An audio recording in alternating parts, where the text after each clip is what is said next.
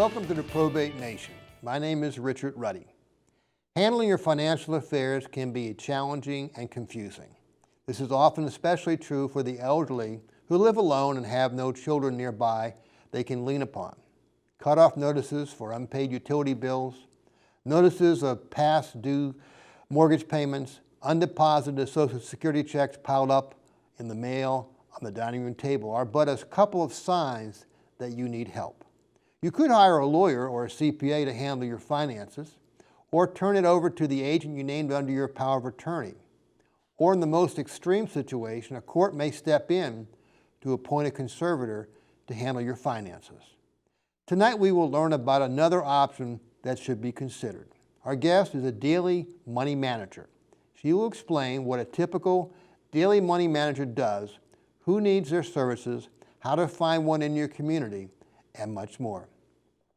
Our guest tonight is a daily money manager and owner of Memory Bank, LLC, a business located in Arlington, Virginia. She is also the best-selling author of Memory Bank, Your Workbook for Organizing Life, which guides folks on the collection, management, and organization of personal information so that both the owner and their families have access to the information needed to make medical and financial decisions from time to time. She has appeared on the Dr. Oz Show, Huffington Post, and other media outlets since starting her daily money manager business and authoring the workbook. Please welcome Kay Bransford. Hi, Kay. Hello, how are you? Good. Thank you for coming on our show. We're delighted to have someone so talented and well-known as yourself. Well, thank you. So let's begin. Daily money manager is not something I would say a lot of folks have heard about, and some folks may actually think that you're some sort of a broker investing their stocks and bonds. So why don't you please explain, what is a daily money manager? So we are personal financial assistants that help with the day-to-day management of money. But we come with insurance, we're bonded, we go through comprehensive background checks, and we're also usually very ingrained community members. So we probably know your estate lawyer or your financial advisor, and we are a trusted team member to help individuals manage their day-to-day finances. So what are the typical services offered by a daily money manager? So usually we start off with bill pay.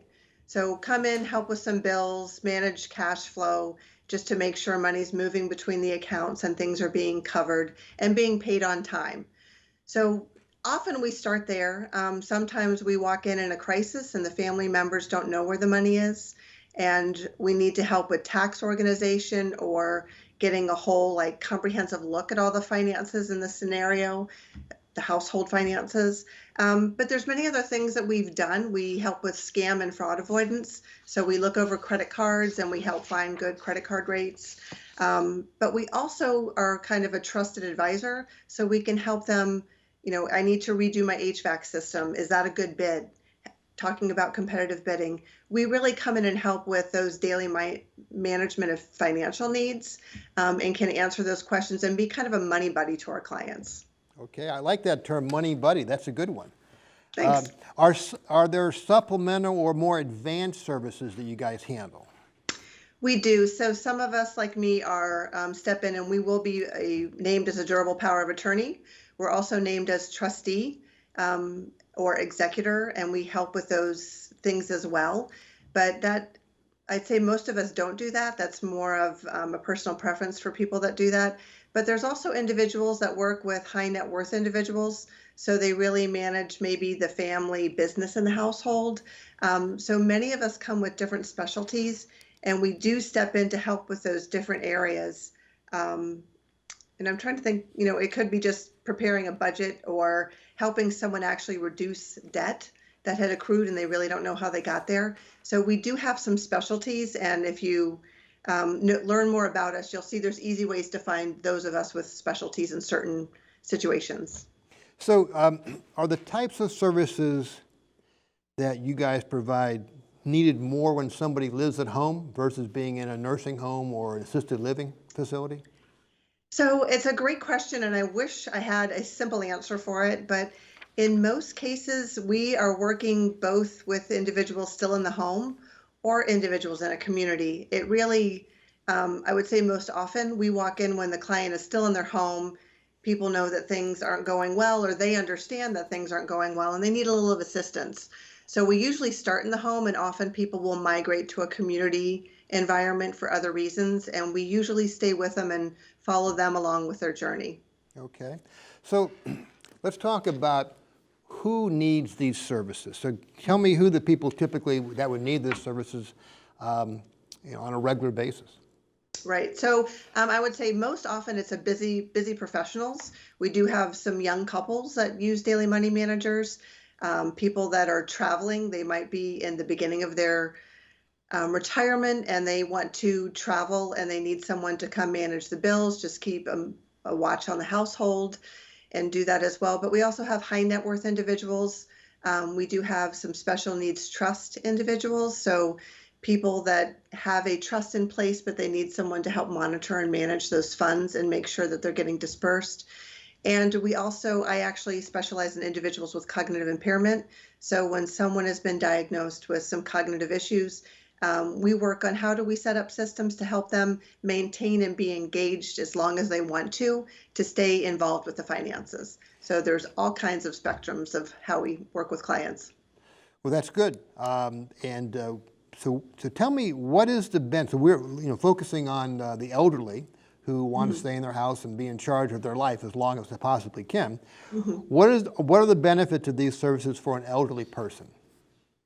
So in general, it's to have just a second set of eyes. So it's nice, if you've been in a partnership or you've been married, there's always someone you can turn to and ask a question of. So we actually become the person that you get comfortable with to ask questions about money, because a lot of people don't like to talk about that with friends or family. So we end up being kind of that trusted partner to them to help have those discussions. Is this a good decision? How do we choose, the best credit card for us?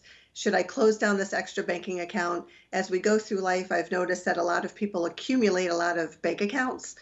So we start talking about how do we streamline finances. So when things start feeling a little bit overwhelming and they're not sure, if I were to go to the hospital and I need to pay a bill, who might do that for me?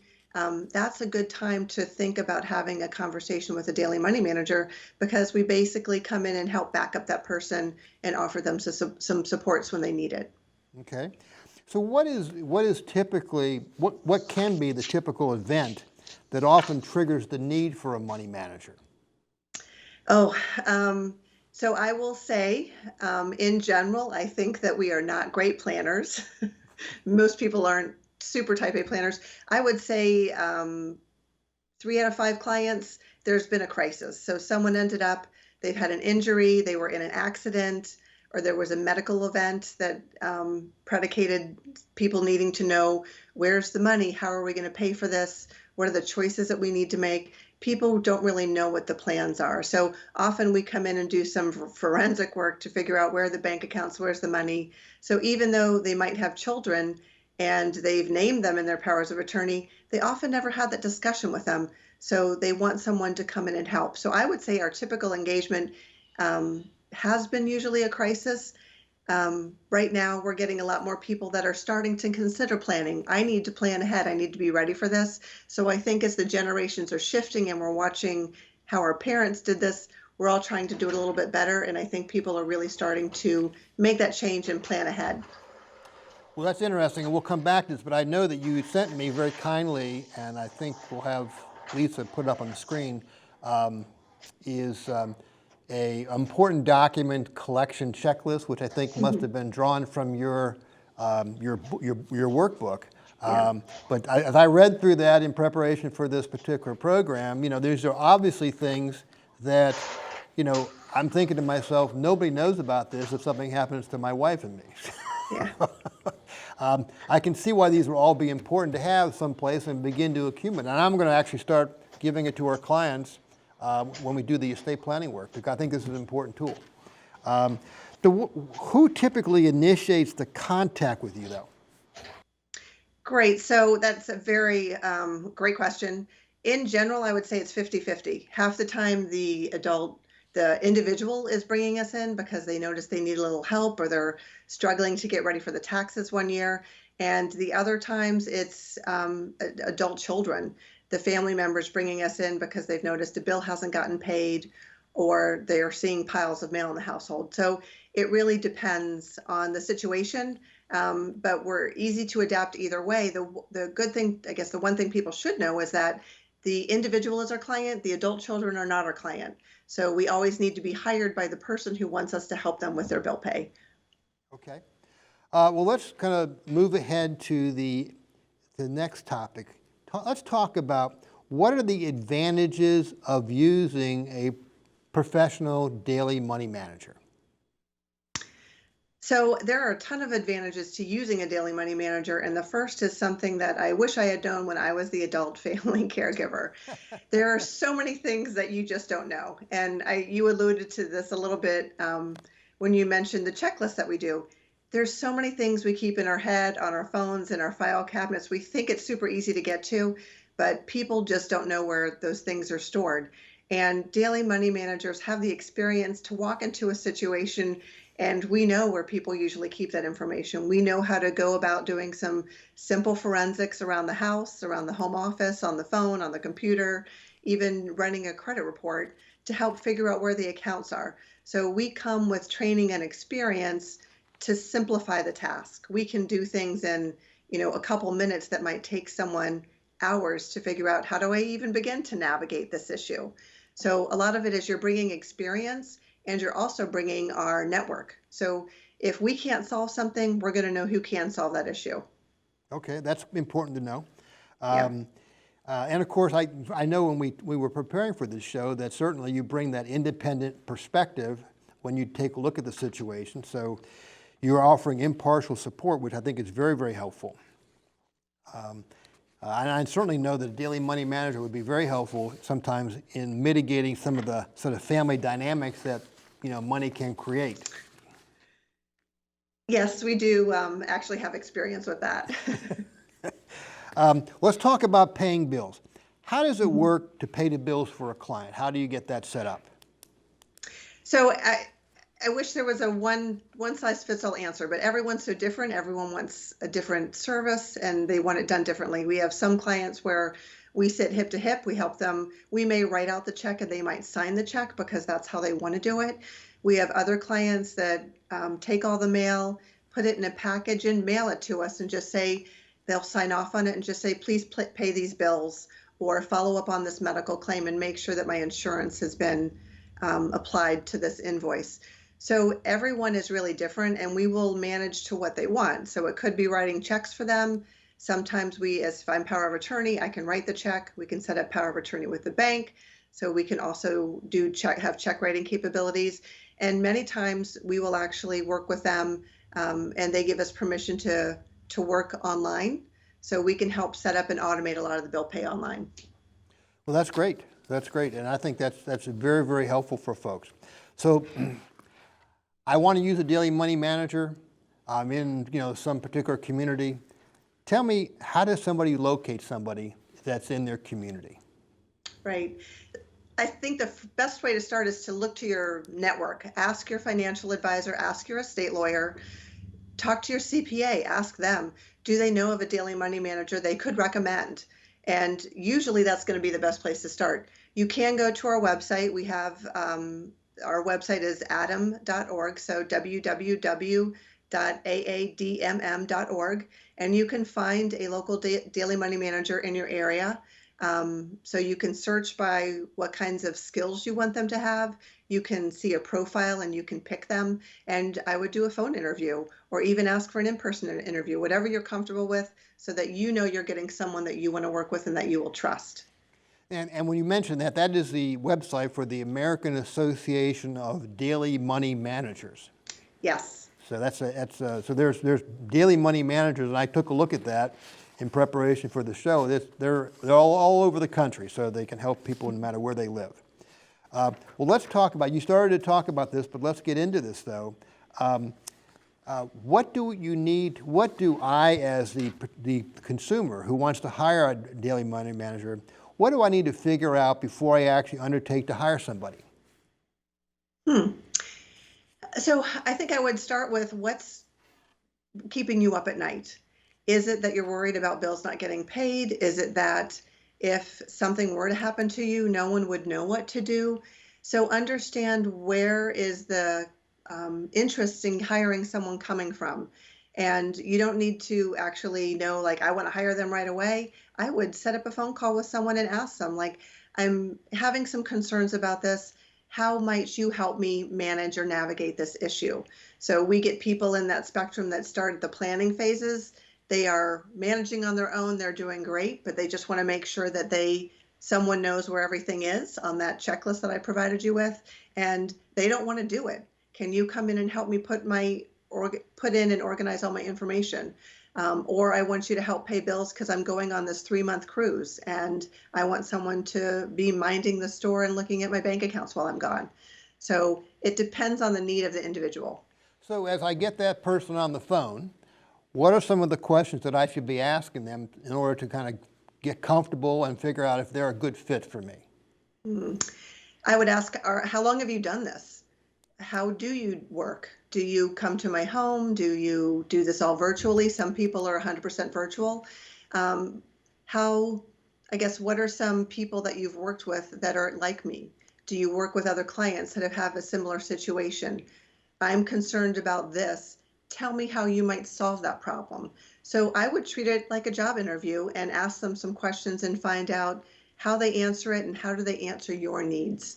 And then I would for sure ask them for references and call those references. Okay. So what are some of the issues, as I'm having that conversation, what are some of the issues that I should be alert to listen for that might trigger some concerns for me? So I would think, one, they haven't done this for very long. Um, so make sure that they've been doing this and they've been performing this task for a while, because you want to make sure it's someone that's committed to doing this profession. So how committed are they?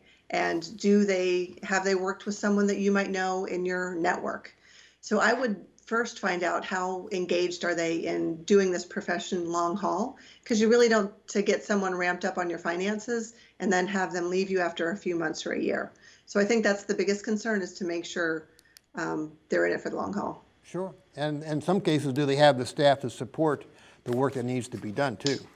Yes, I think that's a good point, is if something happens to me, I want all my clients to know what the scenario is so they know who my backup is on my team. I have other individuals that I work with and they would always be able to fill in for me. So how do you have a backup plan to yourself? Because Sure. we could be a single point of failure. So great point. Should.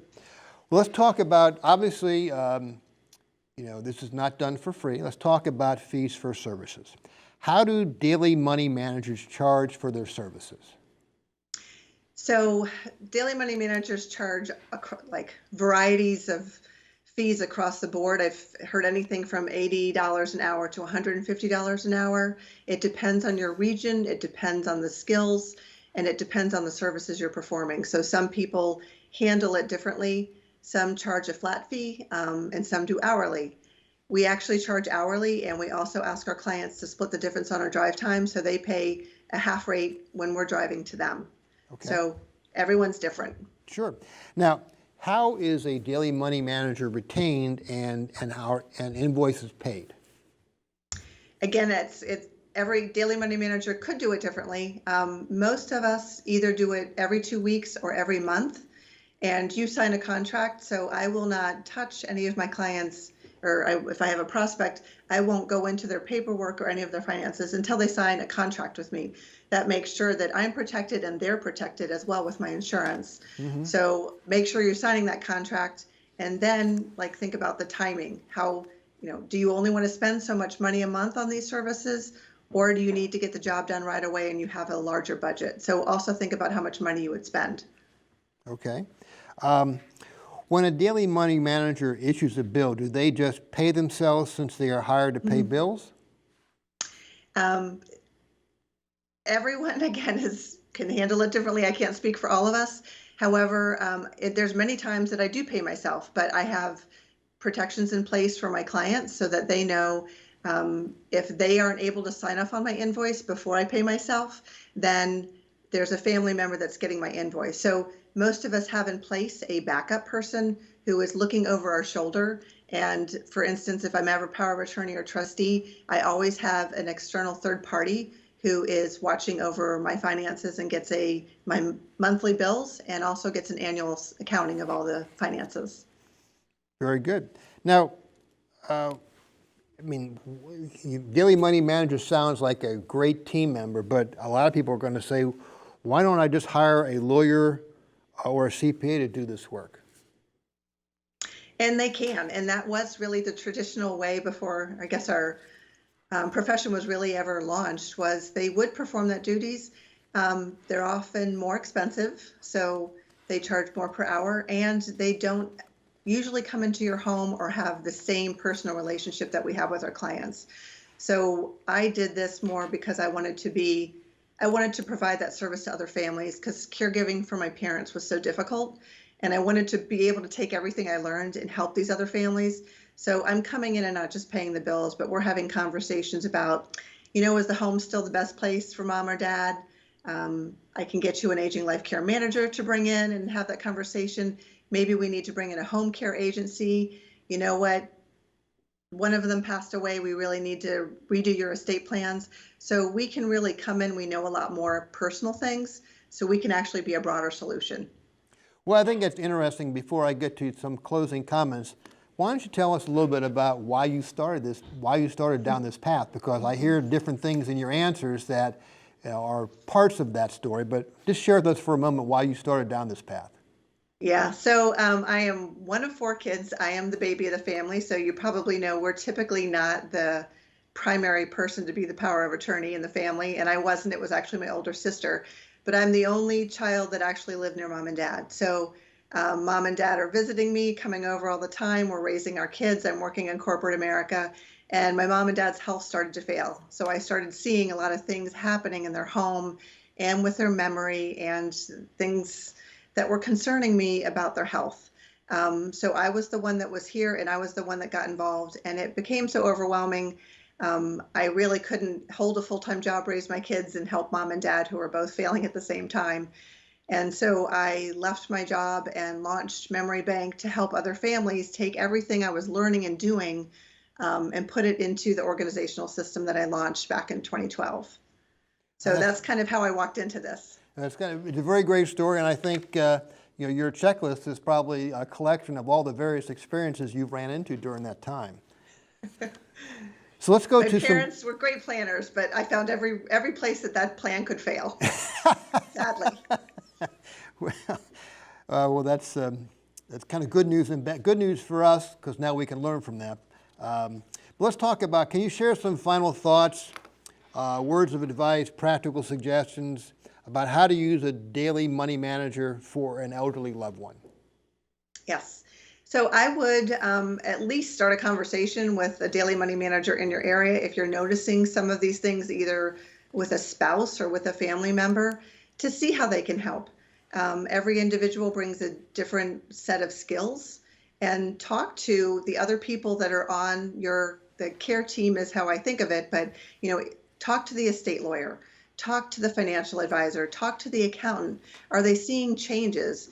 Can you look at the bank account and see different patterns of behavior? Are they giving more money to charities? Are there things that are changing in their life where more protections and having someone minding the store might be more helpful? Then that's time to bring in a daily money manager. Okay, we covered a lot of material in a very short period of time. I want to thank you for taking the time to sharing all of your experiences and helping folks avoid some of the challenges you might have faced yourself as you took care of your parents as they were aging. Great resource, very helpful to the community, and I want to thank you for taking that time to share with us.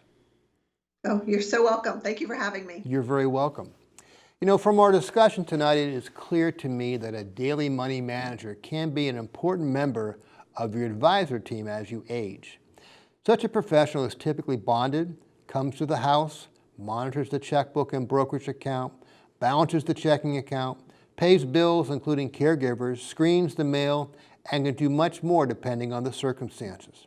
For children living out of town, they provide a trained set of eyes and a source of information about mom's finances, including deposits and disbursements, potential reckless spending, possible fraud and undue influence by family members, fraudulent financial schemes to steal money that arrive by phone, mail, and the internet every day.